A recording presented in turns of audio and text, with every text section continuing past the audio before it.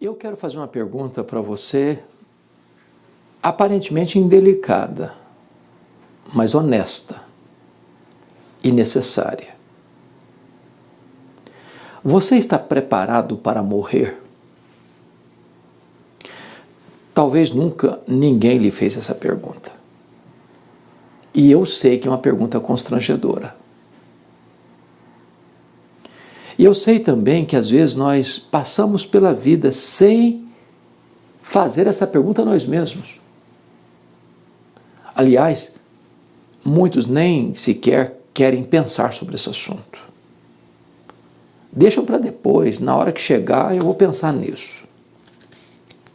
Mas a pergunta é necessária. Você está preparado para morrer? Porque a morte é democrática. Ela chega para o rico e para o pobre, ela chega para o jovem e para o velho, até para a criança. Ela chega para o doutor e para o analfabeto. Chega para o crente mais piedoso e para o ateu mais ruidoso. Então, volta a pergunta: você está preparado para morrer? Porque a morte pode chegar também inesperadamente e não dá prazo de preparar, não. Quantas pessoas que são colhidas por um acidente fatal? Não deu prazo de pensar, de refletir, de acertar a vida com Deus, de pedir perdão dos pecados.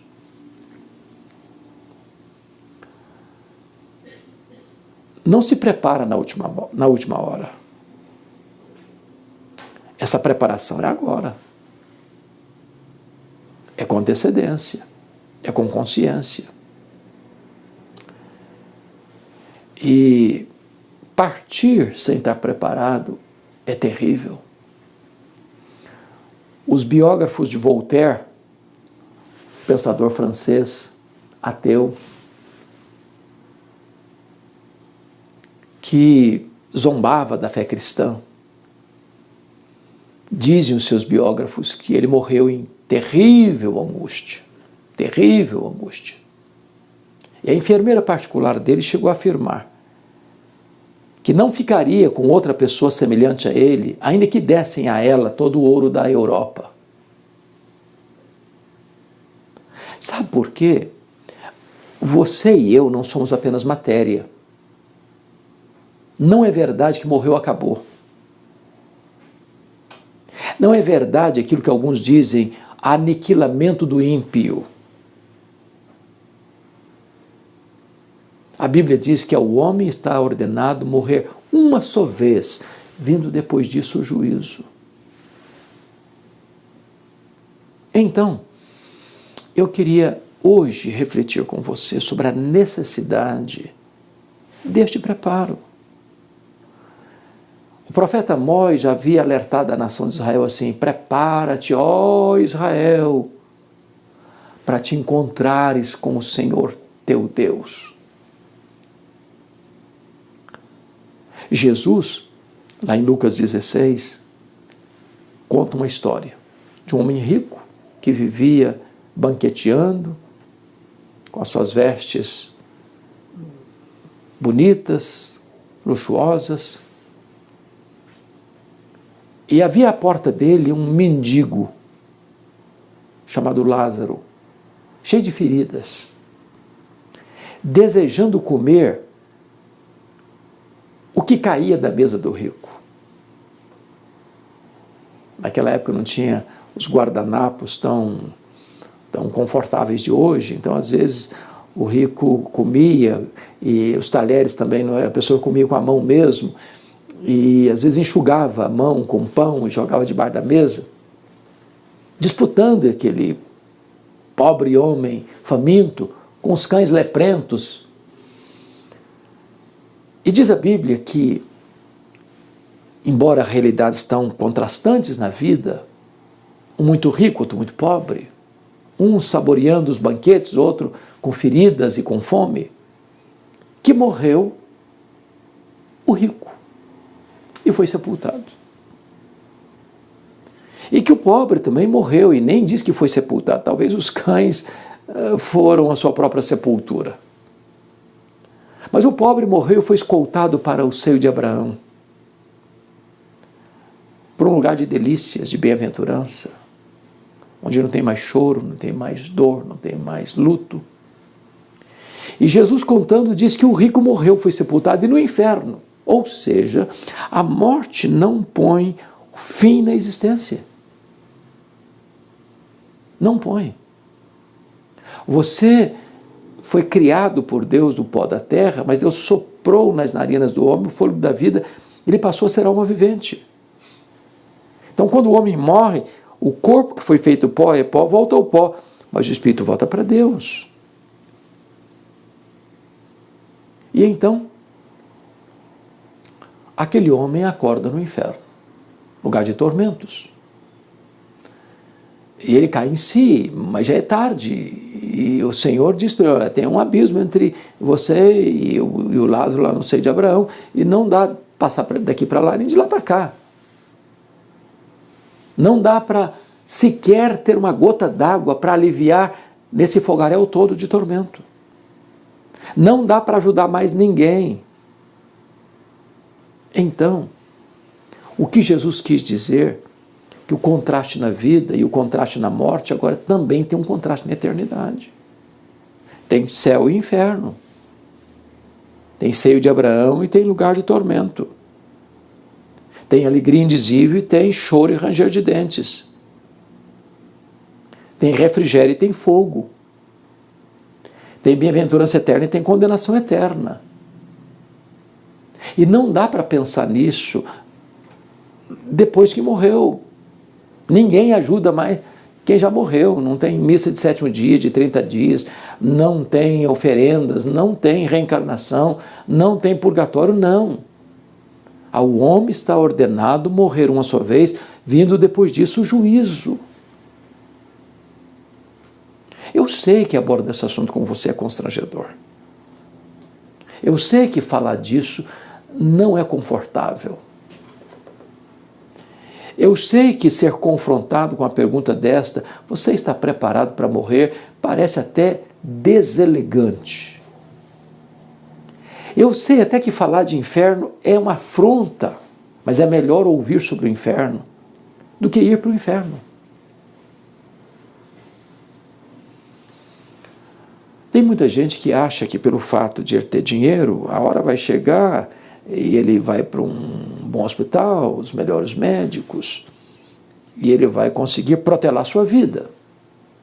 Na época da pandemia, você conhece a história aqui no Brasil, de um cidadão que, na brincadeira, ele era um humorista, disse, não, se o vírus chegar, eu arranco o respirador de quem tem respirador, eu vou para o melhor hospital, eu vou ter o melhor respirador, e o vírus não vai me acomodar, não vai me pegar não vai me tirar a vida não. E essa pessoa foi acometida. E o dinheiro não resolveu. E o respirador não resolveu. O hospital mais bem equipado não resolveu. Jesus conta a história de um homem muito rico, que era fazendeiro, fez uma grande plantação e teve uma grande colheita, e a colheita foi tão abundante que ele derrubou os celeiros que tinha, construiu novos celeiros para acumular e armazenar toda a farta colheita, e ele diz para si mesmo, agora, ó minha alma, come, bebe, regala-te por muitos anos, achando que o dinheiro dele podia lhe dar garantia. E ele escutou, louco, esta noite te perderão a tua alma, e o que tens preparado, para quem será? Aquela noite mesmo, a vida dele foi ceifada. Pense comigo lá em Daniel 5, Belsazar, rei da Babilônia, um grande banquete, um palácio real, os convidados mais ilustres, trouxeram os vasos do templo de Jerusalém, vasos de ouro, de prata, para beberem, escarnecerem de Deus. A grande, poderosa Babilônia, dona do mundo. Quando aparece na parede letras misteriosas, Mene, mene, tekel, ufarsi. Contado foste, achado em falta. E naquela noite do banquete, um novo império entrou na Babilônia, tomou a cidade da Babilônia, matou o rei Belsazar. Ele pensava que estava no controle da situação. E a morte chega no apartamento mais alto, na mansão mais protegida, como chega lá no casebre, no homem de rua. Eu pergunto de novo, você está preparado para morrer? O apóstolo Paulo chegou ao fim da vida. E ele diz assim, lá na sua segunda carta a Timóteo, capítulo 4, versos 6 a 8. Eu já estou sendo oferecido por libação. O tempo da minha morte, da minha partida é chegado. Mas eu combati o bom combate, eu completei a carreira e eu guardei a fé. Agora, então, a coroa da justiça me está guardada, a qual o Senhor reto juiz me dará naquele dia. E não apenas a mim, mas a todos quantos amam a sua vinda. Este homem vai ser degolado, mas ele vai dizer, eu sei em quem eu tenho crido, e eu estou certo de que ele é poderoso para guardar o meu depósito até o dia final, porque para mim o viver é Cristo, o morrer é lucro, para mim morrer é partir para estar com Cristo, o que é incomparavelmente melhor, para mim morrer é deixar o corpo e habitar com o Senhor. Convicção, certeza, segurança. Eu fico olhando a história de homens como Dwight Lyman Moody, homem de Deus, avivalista do século XIX. Na hora da sua morte ele disse, afasta-se a terra, aproxima-se o céu, eu estou entrando na glória. Miguel Gonçalves Torres, português, pastor presbiteriano, da primeira leva de seminaristas, na hora da sua morte, chamou a sua esposa e disse, querida, eu pensei que na hora da morte eu fosse para o céu, mas foi o céu que veio me buscar. E com essas palavras, ele adormeceu. Mark Lloyd Jones, maior pastor do século XX, médico, pastor da abadia de Westminster em Londres, na hora da sua morte, um tratamento denso de um câncer, ele disse para sua família, não orem pela minha cura, não me detenham da glória. Certeza, convicção, segurança. Essa certeza você pode ter. E eu espero que você viva muitos anos, uma vida plena, bonita, feliz, maiúscula, abundante. Eu espero que você cuide da sua saúde, para que você tenha dias, anos de qualidade. Mas a morte chega, para você e para mim, para todos nós. E é necessário que nós nos preparemos com antecedência, para que aquele dia não nos colha de surpresa sem preparo, mas que, quando a hora chegar, ou Jesus voltar, nós possamos ir ao encontro dele com gratidão, para tomar posse definitiva da nossa gloriosa redenção. Tendo então um corpo glorificado, imortal, incorruptível, glorioso, poderoso, espiritual, celestial, semelhante ao corpo da glória do Senhor Jesus, vivendo na casa do Pai, no paraíso, no seio de Abraão, na cidade santa, na Nova Jerusalém, no céu, onde não tem mais choro, onde não tem mais dor, onde não tem mais luto, onde nós serviremos a Jesus, contemplaremos a sua face e reinaremos com Ele para sempre e sempre e sempre. Que Deus abençoe sua vida. Hoje ainda é tempo. Busque o Senhor enquanto você pode achá-lo. Invoque a Ele enquanto Ele está perto. Entrega o teu caminho ao Senhor, confia nele e o mais Ele fará. Se você crer em Jesus, você tem a vida eterna.